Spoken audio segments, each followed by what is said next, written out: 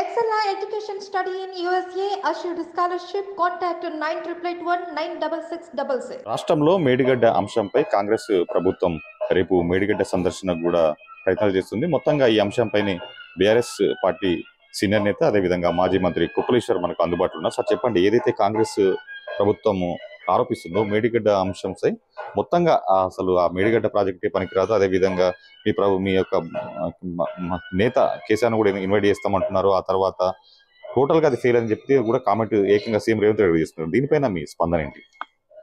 అంటే కాంగ్రెస్ ప్రభుత్వం కానీ ముఖ్యమంత్రి కానీ అవగాహన రాహిత్యంతో మాట్లాడుతుండని అనుకోవడానికి కూడా వీల్లేదు. అన్నీ తెలిసి అబద్ధాలు ప్రచారం చేసేటువంటి ఒక గొప్ప ప్రయత్నం జరుగుతున్నది. ఎందుకు అంటే కాళేశ్వరం ప్రాజెక్టు అంటే ఒక్క మేడిగడ్డ బ్యారేజ్ కాదు. కాళేశ్వరం ప్రాజెక్టులో దాదాపుగా 17 పంప్ హౌజులు ఉన్నాయి.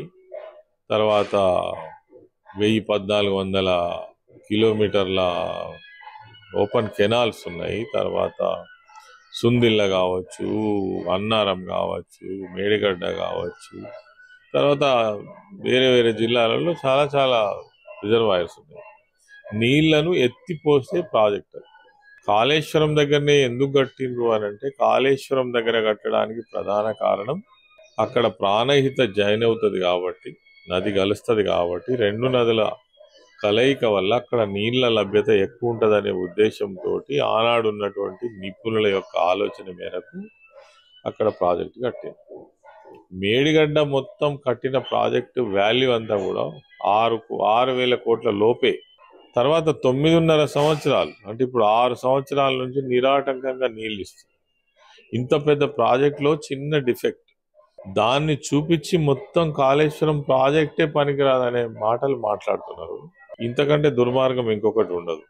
ఎందుకనంటే వాళ్ళ ఉద్దేశం ఏం తెలుసా? తెలంగాణ రాష్ట్రం ఏర్పడక ముందు నీళ్లు, నియామకాలు, ఆత్మగౌరవం కోసం పోరాడినటువంటి ప్రాంతం. నీళ్లను ఈరోజు ఎక్కడ చూసినా నీళ్లు గడబడేటువంటి పరిస్థితి తీసుకువచ్చింది కేసీఆర్ గారి ప్రభుత్వం. అది మేడిగడ్డ కాళేశ్వరం ప్రాజెక్టే కావచ్చు, మిషన్ కాకతీయ ద్వారా చెరువుల మరమ్మతులు కావచ్చు, అనేక ఎక్స్టెన్షన్ కెనాల్స్ కావచ్చు, ఇదివరకు వదిలిపెట్టినటువంటి 23 భారీ ప్రాజెక్టులను పూర్తి చేయడం కావచ్చు. ఇలా నల్గొండలో మీటింగ్ పెడుతూ మా పార్టీ తరఫున మా అధినేత కేసీఆర్ గారు, అదేవిధంగా అక్కడ కృష్ణా నది జలాల మీద ఉన్నటువంటి తెలంగాణ హక్కులను కాపాడడంలో కావచ్చు, ఫ్లోరైడ్ నుంచి ప్రజలను కాపాడినటువంటి పరిస్థితి కావచ్చు, ఇవన్నీ ఊహించినటువంటి మార్పులు తీసుకొచ్చినటువంటి పరిస్థితి 10 సంవత్సరాలలో తెలంగాణ రాష్ట్ర ప్రభుత్వం కేసీఆర్ గారి నాయకత్వంలో జరిగింది.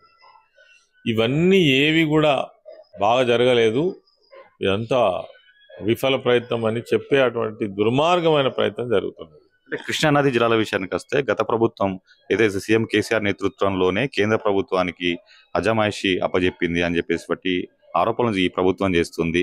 ఇది నిజమేనా? ఆరోపణలు చేయడం వేరు. ఇప్పుడు వాళ్ళు మొత్తం ఆరోపణలు అబద్ధాలు చెప్పి అధికారంలోకి వచ్చారు. కాళేశ్వరం ప్రాజెక్టు తప్పు చూపించి ప్రజలు అయితే ఇప్పుడు 6 హామీలు అమలు చేయాలి, అవి అమలు చేయరు. అవి అమలు చేయడం కాబట్టి ఇవి చేయబట్టే అమలు చేస్తలేము. ఎందుకు అంటే ఇగో కాళేశ్వరం ప్రాజెక్టు కట్టడం వల్ల డబ్బులు అయింది, అప్పుల పాలైంది రాష్ట్రం అని ఒక మాయమాటలు చెప్పి ప్రజలను ఒక రకంగా మభ్యపెట్టే ప్రయత్నం చేస్తున్నారు. ప్రజలకు తెలుసు ఇప్పుడు నీళ్ళు వస్తలేవు. పోయిన సంవత్సరం నీళ్ళు వచ్చినాయి, ఈ సంవత్సరం ఎందుకు వస్తలేవు? పోయిన సంవత్సరం ఈ దినానికి మొత్తం చెరువులు నీళ్లున్నాయి, నిండి ఉన్నాయి, ఇప్పుడు ఎందుకు వస్తలేవు? అంటే చేతగాక, చేయడానికి చొరవ తీసుకోలేక, చేసే ఉద్దేశం లేక, ఉద్దేశం వల్ల ఒకటే కేసీఆర్ను గత ప్రభుత్వాన్ని బదనాం చేసేటువంటి పని తప్ప ప్రజలకు తక్షణం ఏం కావాలి? ఇప్పుడు పంటలు ఎండిపోయే పరిస్థితి వస్తుంది, వాళ్ళకు నీళ్ళు ఇచ్చే ఏర్పాటు కాదు. 300 కోట్లు అయితే ఏదైతే ఒక్క పిల్లర్ కుంగిందో దానికి అవతలి పిల్లర్ యువతలి పిల్లర్ని కనుక రిపేర్ చేసినట్టయితే మేడిగడ్డ ప్రాజెక్టు ఏ రకమైనటువంటి ఇబ్బంది లేదు. 86 పిల్లర్లలో ఒక పిల్లర్ ఎందుకు కుంగిందో కూడా ఇప్పుడు తెలుసుకోలే. దానికి ఒక నిపుణుల కమిటీ రాలే. ఎవరో డిఈ లెవెల్ అధికారులు, ఈ లెవెల్ అధికారులు పోయి ఆడ చూసి అంతా ఏదో హంగామా చేస్తున్నారు ప్రెస్ ముంగట తప్ప దాంట్లో అర్థం పర్థం లేదు. కాబట్టి ఇది ప్రజలు తెలుసు, వాళ్ళకు కూడా తెలుసు. ప్రజలు డిస్కషన్ అవుతుంది రైతులలో కూడా, వీళ్ళు కావాలనే ఇది చేస్తున్నారు. లేదంటే నీళ్లు నిన్న మొన్నటి దాకా ఇప్పుడు కూడా లిఫ్ట్ చేయొచ్చు, ఎందుకు చేస్తలేరు? ఇగో ఇందుకే చేస్తలేమని బదనాం చేస్తుంది చాతగాక. లేదంటే 1,000 కోట్ల రూపాయలు, అసలు 1,000 కోట్ల రూపాయలు దేనికి ఖర్చు పెడతాం మరి? 1,20,00,000 ఎకరాలకు నీళ్లు ఇచ్చేటువంటి ఆ వ్యవసాయ రంగాన్ని ప్రోత్సహించడం కోసము 1,000 కోట్లు ఖర్చు పెడతారు. ఎందుకంటే ప్రధాన జీవనాధారం రైతాంగమే, వ్యవసాయమే. ఆ వ్యవసాయాన్ని ప్రోత్సహించడం కోసం ఖర్చు పెట్టే పైసలు ఖర్చా? అది ఎవరి కోసం ఖర్చు పెడుతున్నాం? వాటర్ పంపింగ్ చేయాలి, ఎవరి కోసం? ఎక్కడికో పోవాలి, దాదాపు 750 మీటర్ల ఎత్తుకు నీళ్లు పోవాలి, వట్టిగానే పోతాయా? మరి ఎందుకు 60-70 ఏళ్ళు పోలేదు? అప్పుడు ప్రాజెక్టులు ఎందుకు కట్టలేదు? నీళ్ళు ఎందుకు ఎక్కలేదు? అప్పుడు రిజర్వాయర్లు ఎందుకు లేవు? అయ్యో, మల్లన్న సాగర్ కావచ్చు, కొండ పోషమ్మ కావచ్చు. పార్లమెంట్ ఎన్నికల్లో కరీంనగర్, పెద్దపల్లి 2 స్థానాలు కూడా కీలకంగా మారినటువంటి నేపథ్యంలో పెద్దపల్లి నియోజకవర్గం నుంచి మీకు టికెట్ వస్తుందన్నట్టు భావిస్తున్నారా? పార్టీ అధిష్టానం నుంచి మీకు అనుకూలంగా సంకేతాలు ఏమైనా వచ్చాయా? అంటే పార్లమెంట్ ఎలక్షన్ జరుగుతున్నాయి. నేను గతంలో కూడా ఉద్యమం నుంచి ఇప్పటిదాకా ఉన్నాము, 6 సార్లు ఎమ్మెల్యేగా ఉన్నాం, మంత్రిగా చీఫ్ విప్గా ఉన్నా. కాబట్టి పరిశీలనలో ఉన్నాం. పార్టీ అయితే ఇదివరకు ఏ రకమైన సంకేతాలు ఇవ్వలేదు. ఒకవేళ పార్టీ ఆదేశిస్తే, పార్టీ ఏ నిర్ణయం తీసుకున్నా మేము కట్టుబడి ఉండి పార్టీ కోసం పనిచేసేటువంటి వాళ్ళుగానే వస్తున్నాం. ఆ పార్టీలో ఎవరికి అవకాశం ఇచ్చినా వాళ్ళ గెలుపు కోసం, పార్టీ గెలుపు కోసం తప్పకుండా ప్రయత్నం చేస్తాం. అంటే అక్కడ ఉన్నటువంటి ప్రెసెంట్ ఏదైతే ఎంపీ ఉన్నారో ఆయన కాంగ్రెస్ లోకి వెళ్ళిపోయారు కాబట్టి మీకు లైన్ క్లియర్ అయినటువంటి ఒక భావన కాంగ్రెస్ పార్టీ, మన టిఆర్ఎస్ పార్టీ శ్రేణిలో వచ్చింది కదా? నిజమే.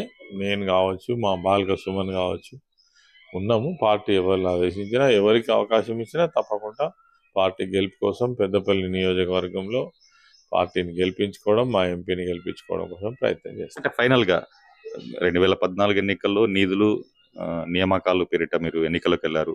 2019 ఎన్నికల్లో ఆ మిగిలిన ప్రాజెక్టుల, పెండింగ్ ప్రాజెక్టుల పూర్తి కావాలన్నటువంటి హామీలతో ముందుకెళ్లారు ప్రజల్లోకి.